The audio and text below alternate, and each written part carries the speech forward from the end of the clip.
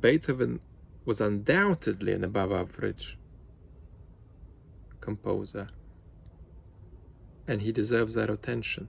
But to say that he was anything more than above average is to dismiss 99.9% of the world's music written 200 plus years ago, which would be unscholarly and academically irresponsible. Beethoven's Ninth Symphony is no more a masterwork than Esperanza Spalding's 12 Little Spells. Beethoven's Ninth Symphony is no more a masterwork than Esperanza Spalding's 12 Little Spells. But Beethoven's Ninth Symphony is no more a masterwork than Esperanza Spalding's 12 Little Spells.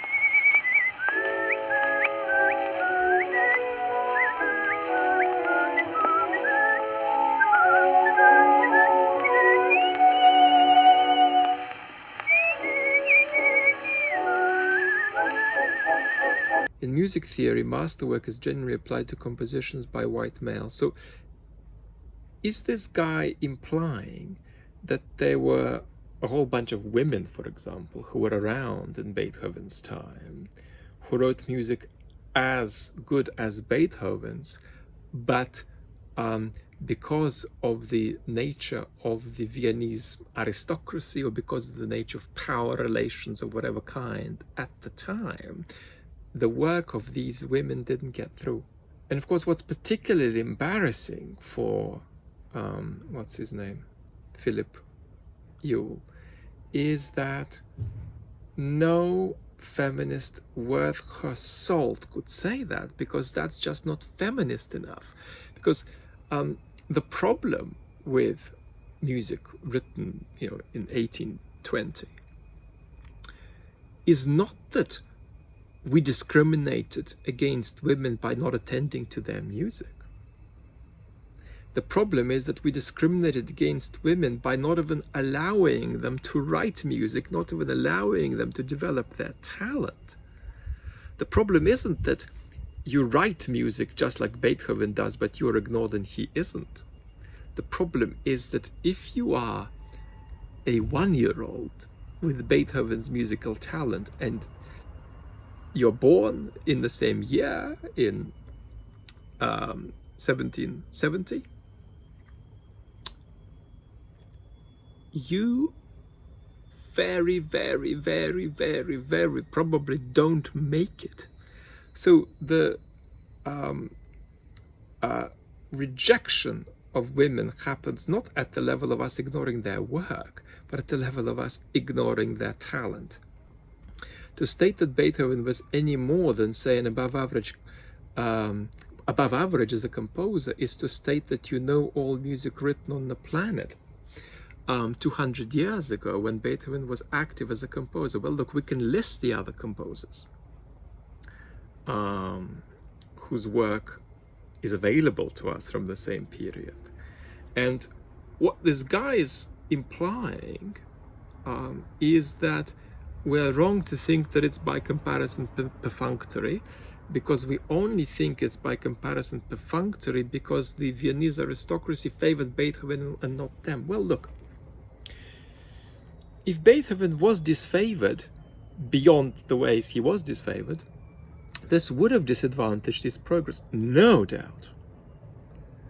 But that couldn't have lasted for more than a few years. In other words, the reason great music keeps being written is because it is recognized as great music by enough people, which is a small number of people, but by enough people. If you abstract away pop culture and look at the cultural elites, let's say in the major cities of the world, very often the convergence on which of Beethoven's masterpieces are the greatest is high. It's remarkable. I mean, there is nobody who really thinks that the Moonlight Sonata is as great a masterpiece as Beethoven's last sonata, Opus 111.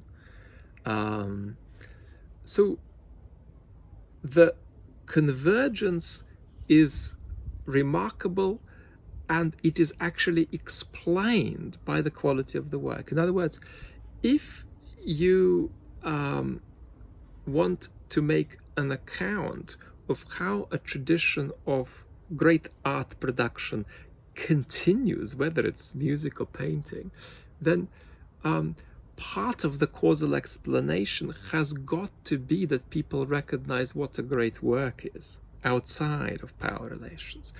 Because power relations alone just could not sustain the tradition. So what I'm saying is that this guy can't even explain the existence of great classical music, but then he'd want to say there is no great classical music, there's just the music that we have favored.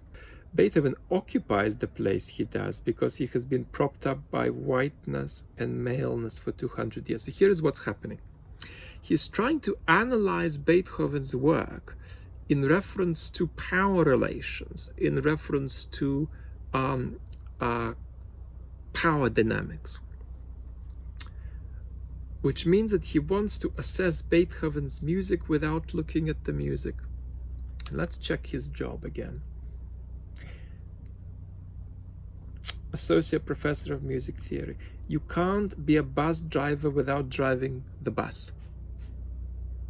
You can't be a musicologist without making an assessment of Beethoven's stature that is based on the music.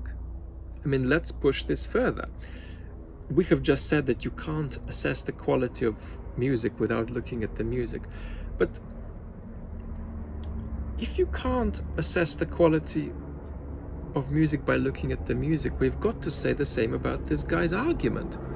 Surely this guy's argument is only successful or unsuccessful insofar as he is in the favor of certain bits of the American Academy. There isn't an independent way of assessing what he has said, a way that stands apart from power relations. So therefore, from the very beginning, it's impossible to take a word he says seriously on his own assumptions.